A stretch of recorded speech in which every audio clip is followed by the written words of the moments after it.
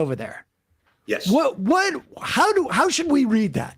Like, what is that? What is the message there? Is it Pete Buttigieg realizing like, oh crap, this is like, I need to make it look like I'm doing something because I want to run for president someday? Or is it the White House saying, you got to do something because this is hurting us and we're sending somebody over there who knows what to do? Yeah, I mean, I think you can read it in both of those ways. Obviously, this has become something of a vulnerability for both the White House, but more important for Secretary Pete. Like this is a vulnerability for him. The Department of Transportation, huge agency, a lot of entrenchment in their way of thinking. I report in this story that a consumer advocate who was in a discussion with agency officials said, well, why aren't you trying to ban these fees? There's this movement across the government to ban junk fees, like fees on a glass of water, or fees on printing out your boarding pass. That's an actual fee at some airlines like Spirit. Like, why don't you ban these junk fees? And the officials said back to this consumer advocate, well, that would be a departure for the department. That would be a huge departure. So, I mean, this stuff predates Buttigieg, frankly. I mean, secretaries of both parties have done essentially nothing to stop the power and dominance of the airlines and their willingness to rip off customers. And so, putting Jen Howard, who was Lina Khan's chief of staff, she also worked closely with Rohit Chopra when he was at the FTC and previously at the Consumer Financial Protection Bureau, putting her as chief competition officer with, an eye toward, these consumer protection issues at the airlines, I think does signal like, okay, well, we tried it the first way, which is just, putting out an executive order and telling them to do a bunch of things. Now we got to bring in our own person and maybe, get a new perspective there, a new way of thinking, and maybe that'll shake things up. How much can the Department of Transportation do with these kinds of things? I mean, the fee thing you bring up, but a lot of this you can trace back to the Airline Deregulation Act of 78. No. Congress has to act, obviously, and Buttigieg is not acting enough, obviously. But what can Buttigieg be doing? Yeah. Well, you look at what the FTC just did on non-competes. The reason that they have the authority to do that is what it's called Section 5 authority. And that is the fact that the FTC has the ability to make rules and enforcement on any unfair and deceptive practices within industries under which they oversee. And so they can write a rule and saying XYZ is an unfair and deceptive practice, and we're going to ban it. Or you company are engaged in an unfair and deceptive practice, and we're going to fine you for it. Well, it turns out the Department of Transportation has the exact same statute with the exact same language as the FTC. So if the airlines are scheduling an unreasonable number of flights that they know that they can't service because they don't have enough staff to run those planes, and then they cancel those flights, that could easily be seen as an unfair and deceptive practice by the airline industry. In fact, we learned this week that the Department of Transportation is investigating Southwest, and they're investigating Southwest over that very issue, that the unreasonable scheduling was an unfair and deceptive practice. And so this pressure that has been put on the agency is starting to work, and they're starting to see what their power is.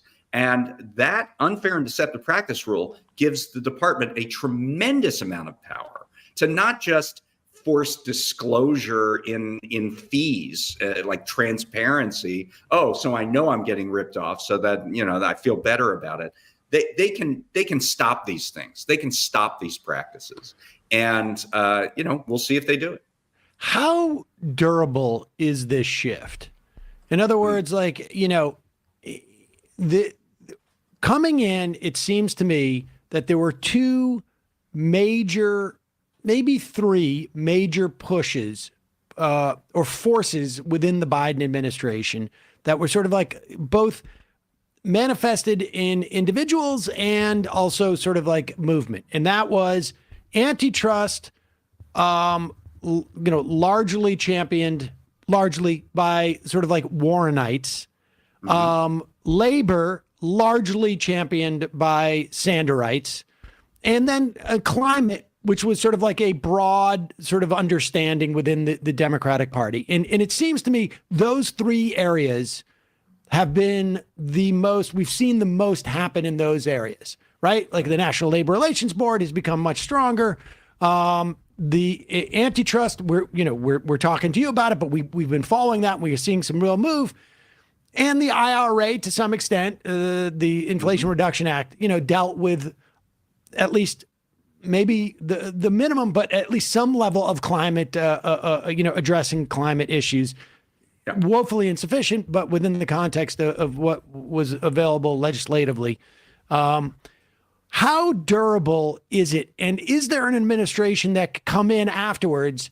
How hard would it be for, let's say, Trump, the Trump administration, to come in and reverse this, let's say, the antitrust ideology, if you will, that shifts these agencies? Like, or is it once you get into a certain track, there has to be an extraordinary amount of effort to sort of like shift that trajectory? Well, it's a very good question. I would say just as it takes a long time to move the trajectory of the ship of state, it takes just as long to move that back. In certain things like climate and labor, if you build a solar manufacturing plant, you have the plant, right? You're going to keep going with it. If you, what we've seen with the NLRB is that these things they whipsaw back and forth every time. I think that's less durable, actually. Some of these NLRB decisions, but if Trader Joe's organizes, then that's organized, and hopefully we get out of Starbucks and Amazon and Trader Joe's and some of these other places, we get actual contracts. That's the next step.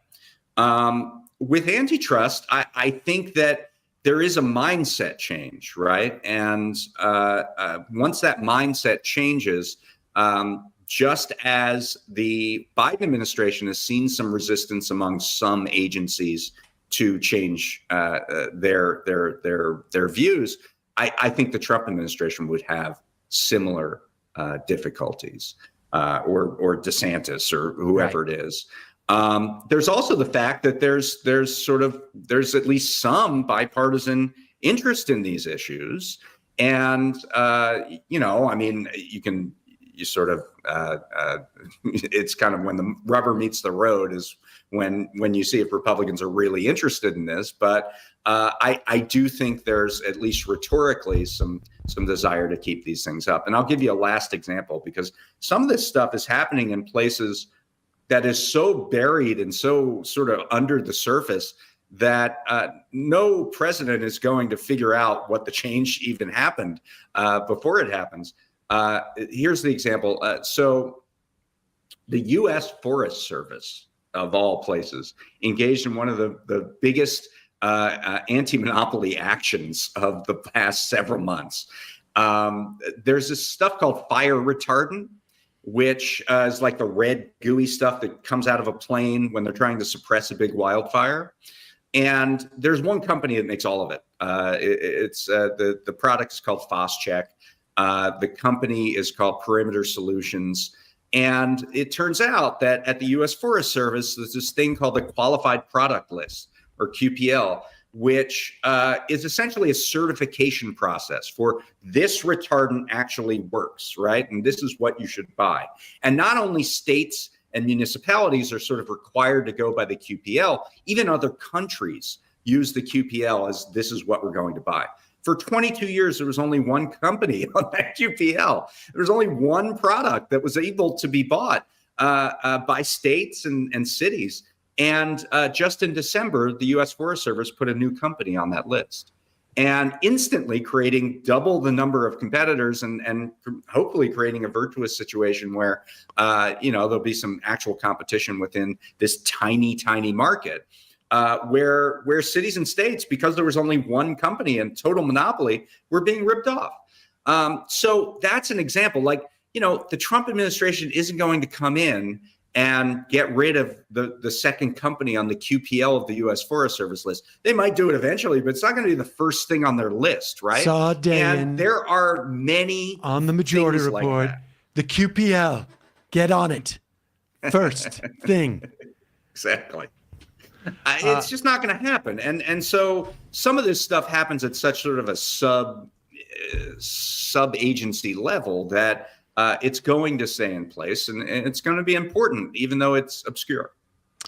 David Dayen, you, the American Prospect, national treasures, completely protected from the from a DeSantis or DeTrumpus or whatever that administration comes in. The durability there is amazing. Thank you so much for coming on.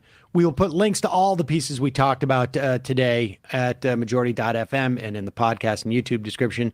Thanks, man. Really appreciate it. Great. Thanks a lot. Bye. Thanks, David. All right, folks, we're going to take a quick break. We're going to talk to another American institution in just a moment. Another American David. Another American David, another American institution in just a moment. David Feldman will be with us. We got to take oh, wait, no, we don't need to take a break. He's on the phone. Oh, okay. All right. Hold on for 1 second. I didn't know. I should say, that it's Friday, and I just called in. Andy Kindler, Judy Gold couldn't make it, and so you know what that means. We have David Feldman, and if you just give me a moment, for those lucky enough to have no idea who David Feldman is, he's the host of the David Feldman Show, which you cannot hear on iHeart Radio, if I remember correctly. And for some reason, his podcast isn't distributed by iHeart Radio. Let me get him on.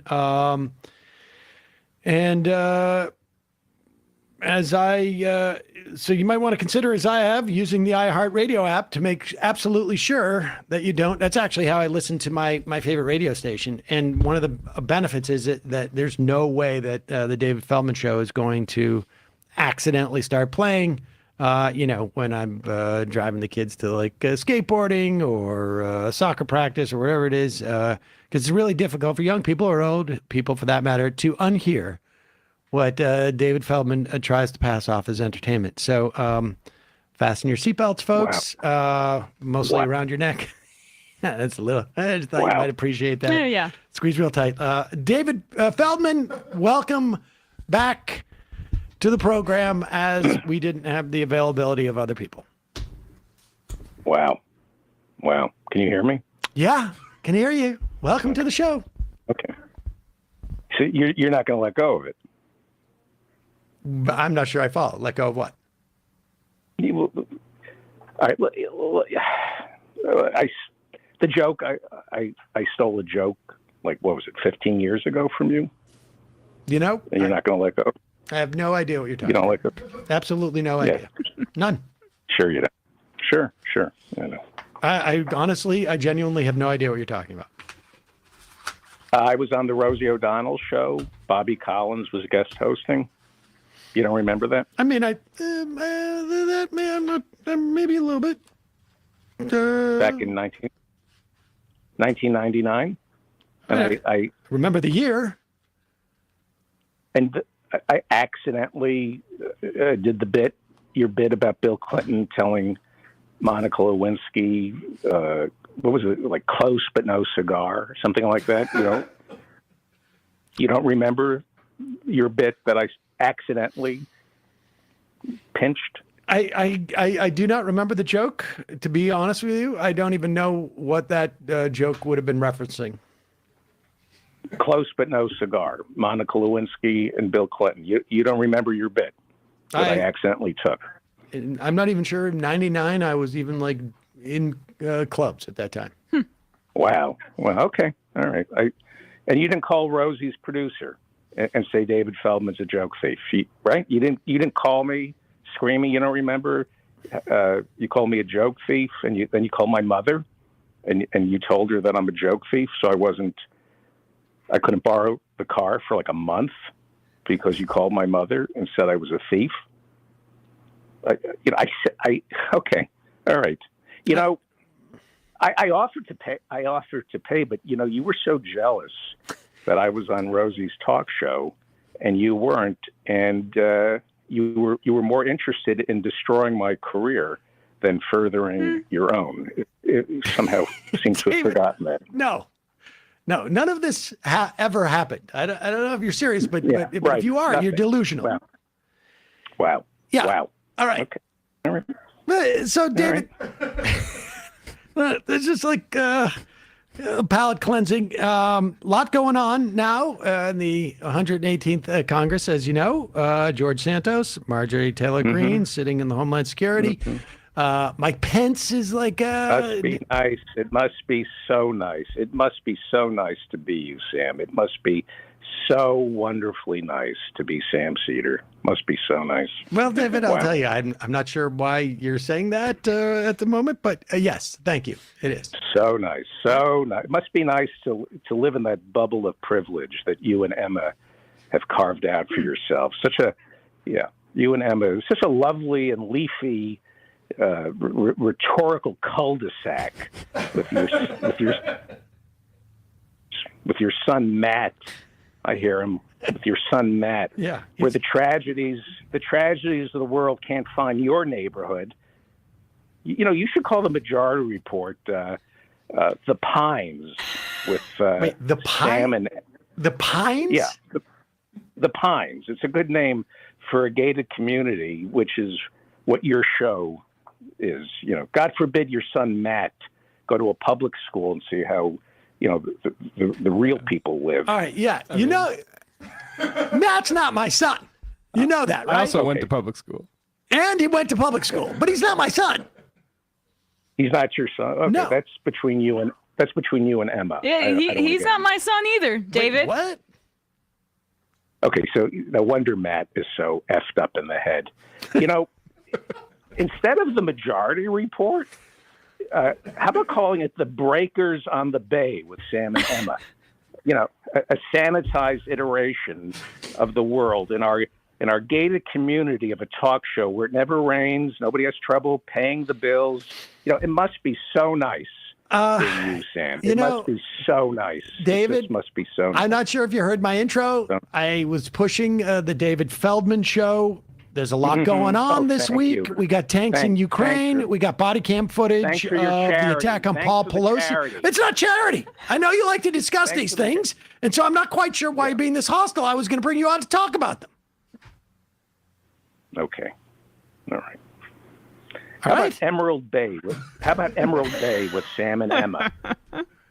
Emerald Bay on the ocean. Anyone or anything you don't know can't come inside. Emerald Bay. That's what your show is. Emerald Bay, a gated community of privilege. Fine. I'm an empath. Is that right? I feel for those who are suffering, and I wish I had the luxury that you and Emma have to talk about. The debt ceiling, Antifa. I'm not sitting behind the gates. Inside Indian Springs Ranch with Sam and Emma. What is Indian Springs Ranch? I don't Are even. these They're real gated- gated communities, David? That's a gated community of a show that the two of you have Okay. moved into, where you talk politics like it was some sort of backgammon game. In between sidecar cocktails with lemons squeezed right I mean, off that the sounds tree.